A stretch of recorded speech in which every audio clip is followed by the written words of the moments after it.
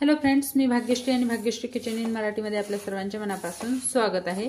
तर आजच्या व्हिडिओमध्ये 6 महिने ते 1 वर्षांच्या बाळासाठी एकदम पौष्टिक आहार कसा बनवायचा हे आजच्या व्हिडिओमध्ये आपण पाहणार आहोत। खूप सारे प्रोटीन याच्यामध्ये असतात, विटॅमिन्स, आणि घरी बनवलेला आहे म्हणजे हेल्दी तर असणारच आहे।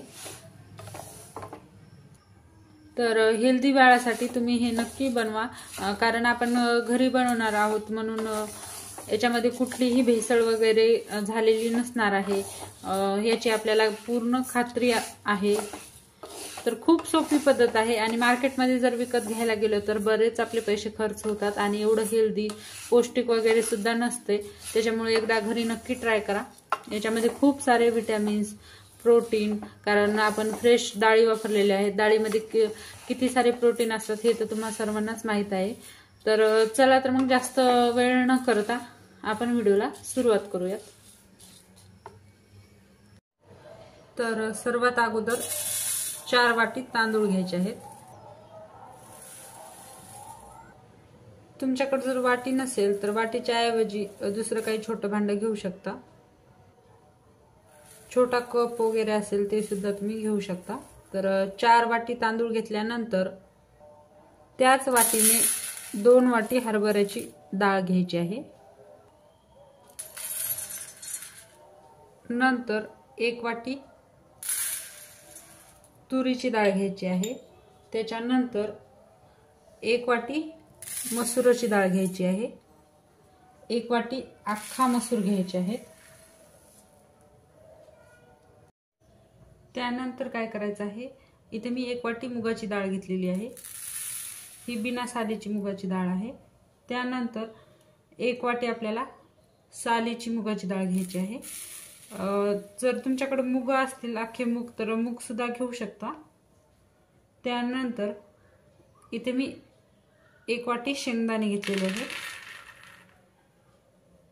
त्याच्यानंतर इथे मी अर्धी वाटी उडदाची डाळ घेतलेली आहे।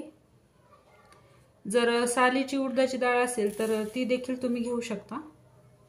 त्याच्यानंतर 5-6 इथे मी काजू बदाम घेतलेले आहेत।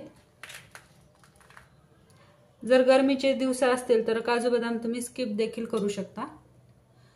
तर एवढे मी पूर्ण जिन्नस घेतलेले आहेत, पाहू शकता। आणि जर तुमच्याकडे वाटी नसेल तर छोटा कप वगैरे किंवा चमच्याचा आकार सुद्धा घेऊ शकता। तर आता आपल्याला काय करायचं आहे, या सर्व डाळी वगैरे एकत्र करून स्वच्छ पाण्याने धुवून घ्यायचे आहे। 2 ते 3 पाण्याने आपल्याला व्यवस्थित स्वच्छ धुवून घ्यायचं आहे। स्वच्छ 2 ते 3 पाण्याने धुतल्यानंतर इथे मी एका चाळणीवर हे निथळून घेतलेले आहेत। आता आपल्याला काय करायचं आहे, एका कॉटनच्या कपड्यावर याला सुकवण्यासाठी फॅन खाली ठेवायचं आहे, किंवा तुम्ही उन्हामध्ये सुद्धा वाळवून घेऊ शकता। तर उन्हामध्ये वाळवायची बिलकुल गरज नाही, कारण नंतर आपण याला भाजून सुद्धा घेणार आहोत। तर मी फॅन खाली सुकवून घेते, फक्त आपल्याला कोरडं करून घ्यायचं आहे। तर साधारण अर्धा-पाऊण तास आपण फॅन खाली सुकवून घेऊयात। तर इथे मी कॉटनच्या कपड्यावर एकदम पातळ असं पूर्ण सुकवून घेणार आहे। तर व्यवस्थित आपल्याला अर्धा-पाऊण तास सुकवून घ्यायचं आहे। तर हे पाहू शकता, मी पूर्ण सुकवून घेतलेले आहे। एकदम कडकडीत वाळलेले नाहीत, थोडेसे ओलसरच आहेत। तर ओलसर असले तरी काही नाही, आपण याला भाजणारच आहोत। तर मी गॅसवर कढई गरम करण्यासाठी ठेवली होती, त्याच्यामध्ये घालून एकदा किंवा 2दा सुद्धा तुम्ही भाजू शकता। मी सर्व एकदाच घातलेले आहेत। आता काय करायचं आहे, व्यवस्थित त्याला मिक्स करत राहायचं आहे आणि गॅस एकदम मी कमी ठेवलेला आहे। थोडासा कलर चेंज होईपर्यंत आपल्याला भाजून घ्यायचे आहेत। एकदम खमंग असा डाळीचा वास येतो तोपर्यंत आपल्याला हे पूर्ण बॅटर भाजून घ्यायचं आहे। आणि गॅस पूर्ण प्रोसेस होईपर्यंत मीडियमच ठेवायचा आहे, एकदम फुल गॅसवर आपल्याला हे भाजायचे नाहीत।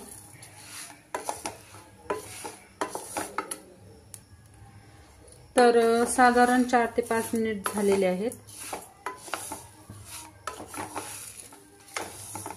तर आपल्याला हे पूर्ण खमंग भाजण्यासाठी 15 ते 20 मिनिट लागू शकतात, कारण एकदम कमी गॅसवर भाजायचं आहे आणि थोडंसं ओलसर असल्यामुळे थोडं जास्त वेळ लागू शकतो.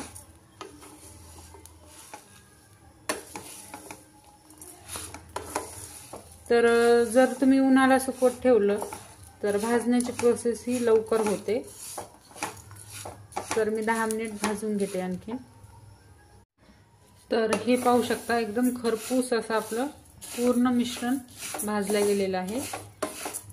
आता गॅस बंद करून आपल्याला हे थंड करून घ्यायचं आहे आणि थंड झाल्यानंतर मिक्सरला बारीक याची पेस्ट बनवून घ्यायची आहे. तर हे मिश्रण आपल्याला एका प्लेटमध्ये थंड करून घ्यायचं आहे. तर इथे पाहू शकता, मी प्लेटमध्ये थंड करण्यासाठी ठेवलेलं आहे. आता आपल्याला काय करायचं आहे, थंड झाल्यानंतर हे मिक्सरला बारीक वाटून घ्यायचं आहे. तर इथे मी मिक्सरला बारीक वाटून घेणार आहे.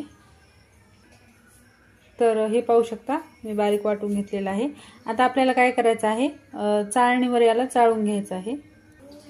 तर पीठ चाळण्याच्या चाळणीनंच आपल्याला हे पूर्ण चाळून घ्यायचं आहे. व्यवस्थित चाळून घ्यायचं आहे. थोडी जाडसर चाळणी असली तरी चालेल. तर मी या पद्धतीने बाकी पूर्ण काढून घेणार आहे आणि काढल्यानंतर एकदा चाळायचं सुद्धा आहे. तर इथे मी साधारण अर्धा ग्लास पाणी गरम करून घेतलेलं आहे. अर्धा ग्लास पाण्यामध्ये आपल्याला 1 चम्मच थोडं थोडं करून हे पीठ घालायचं आहे आणि व्यवस्थित मिक्स करायचं आहे. बिलकुल याच्या गुठळ्या पडू द्यायच्या नाही. तर चम्मचनेच व्यवस्थित मिक्स करून घ्यायचं आहे. तर साधारण 4-5 मिनिट याला असंच कमी गॅसवर शिजू द्यायचं आहे. एकदम यम्मी असा खाऊ तयार झालेला आहे. याच्यामध्ये मी मीठ बिलकुल टाकलेलं नाही. हवं तर तुम्ही थोडंसं टाकू शकता. शक्यतो लहान मुलांना मीठ स्किपच करायचं जवळजवळ 1 वर्षापर्यंत. तर 5 मिनिट शिजवल्यानंतर थंड करून हे बाळाला खायला द्यायचं आहे आणि एक वेळेसच बाळाला चारायचं आहे. उरला तर फेकून द्यायचं. तेच बाळाला लगेच चारायचं नाही, दुसरं करून चारायचं. तर मग फ्रेंड्स, तुम्हाला आजचा हा व्हिडिओ कसा वाटला नक्की मला कमेंट करून कळवा. आवडला असेल तर लाईक करा, शेअर करा आणि जर माझ्या चॅनलवर नवीन आला असाल तर चॅनलला सबस्क्राईब करा. सोबतच बेल आयकॉन देखील दाबा, म्हणजे असेच नवनवीन व्हिडिओ तुम्हाला पाहायला मिळतील. तर लवकरच भेटूयात अशाच एका भन्नाट रेसिपीमध्ये. तोपर्यंत बाय बाय.